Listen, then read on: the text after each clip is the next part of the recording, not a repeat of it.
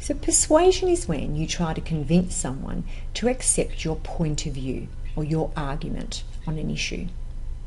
According to the Greek philosophers, there are 3 forms of appeal when you're persuading. Ethos or ethical appeal, which is appealing to a person by building the trust and credibility of the author. Logos is appealing to reason or intellect, and pathos is an appeal to emotions. Have a look at these 3 passages and try and work out which persuasive strategy is being used.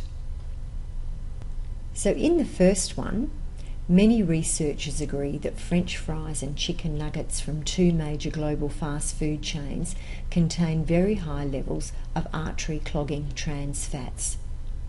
What do you think? Okay, the answer is ethos.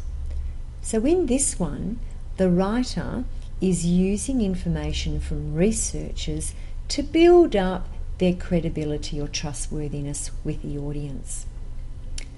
The second one, giving your children fast food is like slowly poisoning them.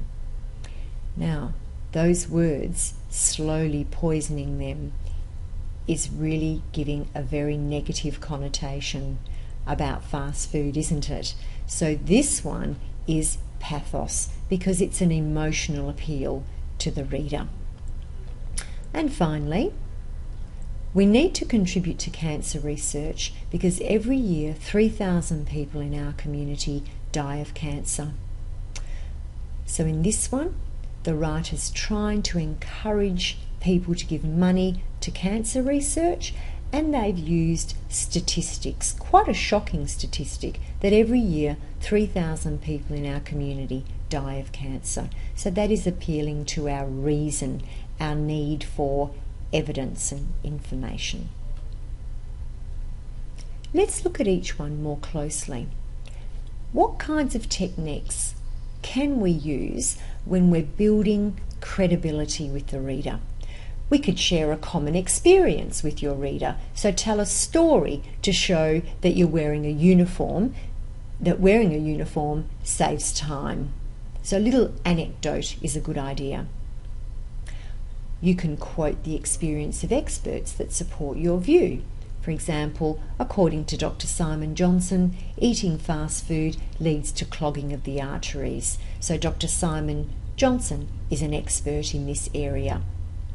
You can provide statistics that support your view.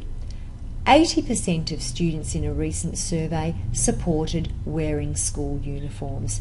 So that statistic, 80%, majority of students like wearing school uniforms.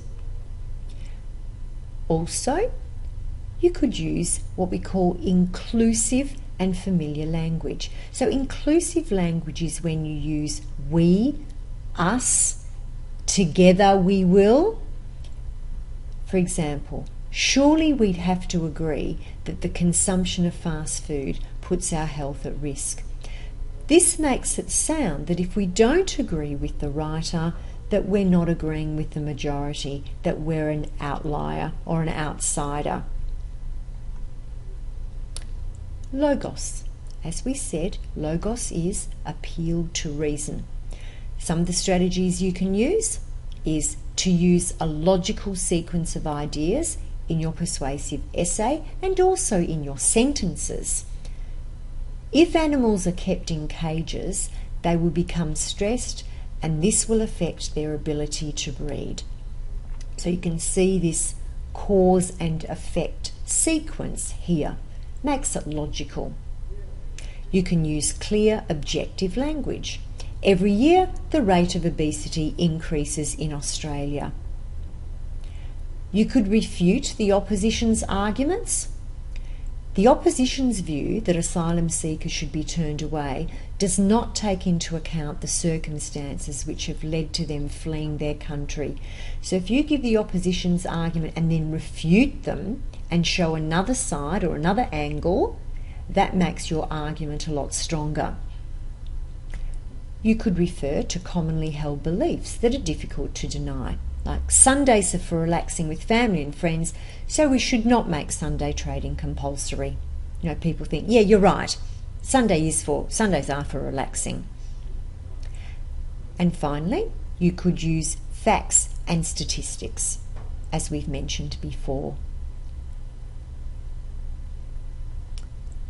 Pathos is the appeal to emotion or feelings. Use emotive language. That's one of the most common ways of appealing to emotion, by using language with connotations of feelings. So, for example, keeping animals in cages is cruel and inhumane. Use of comparisons. Giving your children fast food is like slowly poisoning them. You know, the use of that simile is very effective. Direct address to the reader. Here we've got a rhetorical question. How can we ever hope to save the earth if we continue to use fossil fuels? It makes the reader think about that, and encourages them or invites them to think that it's true that we shouldn't be using fossil fuels. Emphatic statements are statements that are very strong. This practice must be stopped. So words like must are a very strong modality, like have to, should, they're very strong. Emphatic statements are very useful for persuading. And finally, you can attack or ridicule the opposition. Teachers are despots who indoctrinate and oppress their students. By attacking teachers and calling them despots who indoctrinate and oppress students, it's ridiculing them, it's attacking them. So this is another appeal to emotion. So let's go over the tips for persuasive writing strategies. Try and read a lot of persuasive texts and analyse how writers use persuasive devices. Practice using different persuasive writing devices. Become familiar with how they work. And select persuasive devices that suit the topic and the audience that you're given for your task. Choose the persuasive devices that suit you and the topic best.